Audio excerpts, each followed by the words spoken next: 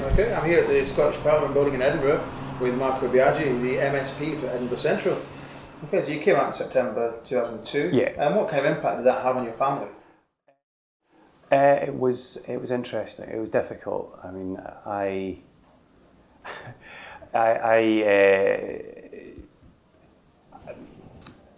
came out at university first. I was away at university. I was living away from home. That made it a lot easier. So it was something that later happened, and I think in retrospect, I would probably have done it differently. After a few drinks, having a phone call and shouting down a phone probably isn't the best way to come out to your parents, regardless of the situation. But yeah, that was difficult, and it led to quite a difficult time, both at university, relations with my parents and relations with my brothers. Put it this way, it's not been an easy ride. Not only are you a very young politician here at Hollywood, you're an out politician. Yes. You're known for that. Yes. You're made it in the political establishment. You're on the Scotland and Sunday pink list. Yes, Can't get much better. I know. So you've come so long, a distance in a very short time. Yeah. What does that say to young LGBTI people out there? Well, I'm very proud to be not just on the pink list, but from a party in Parliament that now has 5 openly gay men, and still looking for an open lesbian to get the balance there. Yeah. And I don't know the particular issues there might be over that issue, but Parliament's been a very accepting place. Politics has become very accepting. I've never had any comments or anything like that about my private life. In fact, I have to say, just being around here, I've had more comments about being a vegetarian than I have about being gay over the years, because it's something that's still open season for a bit of friendly ribbing.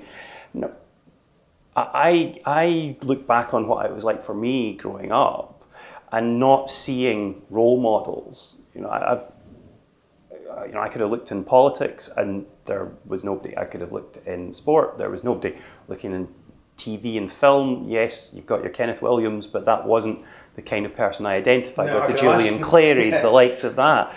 So I like to think by having more out gay people in politics, then the next generation can have an easier time because they can see people like me.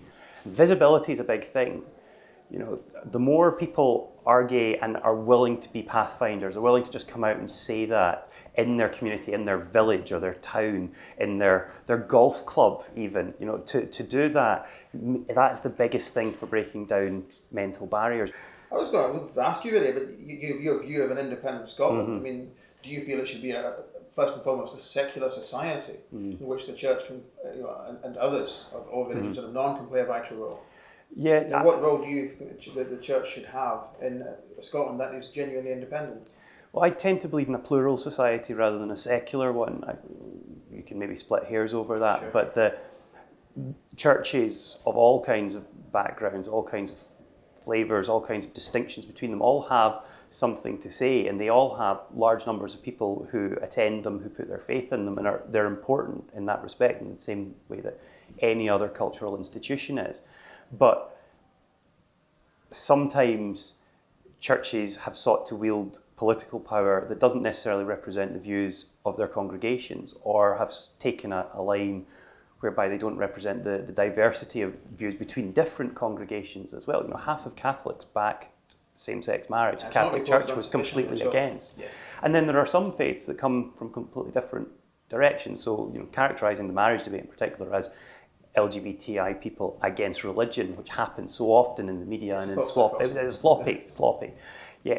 So I want to see a Scotland after independence where every faith has their place at the table, but none takes the chair, if you like, and dominates it, because we are a nation of many faiths and none, just as we're a nation of many political views and none, and we have to mediate between that and find a way for all to be accepted and mutually respected. I believe you're the deputy convener of the Equal Opportunities Committee here at the Scottish Parliament. What exactly does that involve? Well, we were privileged to be the committee that looked at the Equal Marriage Bill when it went through. We were responsible for amending it and for recommending its passage to Parliament. Beyond that, we will focus on all the protected characteristics under the Equality Act, not fear nor favour. So age, sexuality, religion, gender, all of these. So we've looked at things from the situation for gypsy travellers to the equal marriage bill to young homeless people, and we're one of the committees that they can't abolish. Whatever happens, we're protected by the Scotland Act because we're that important. And we get, as well, in the annual budget process to say what we think of all the other committees and what they've been doing to make sure, to make sure they're focused, so that when the people are looking at the education budget and the economy budget and the health budget, they're taking equal opportunities into account, so that we're making sure all of this money that we're spending is being spent in the best interests of everybody and nobody's being excluded. Do you have a message that you'd like to send out to LGBTI people in Scotland who read KaleidoScot? Well, I think the thrust of this was role models in politics, so, or involvement in politics. So, you know, you don't have to just march. Marching is fun, marching is great, but you can be there. You can be the one, not just the one marching outside, shouting, getting people inside a room to try and make the decision you want. You can be the person in there taking that decision. And believe me, when you're in there representing your causes, your arguments, your beliefs, then, and you see them enacted, there's no better feeling, no greater feeling of having achieved something.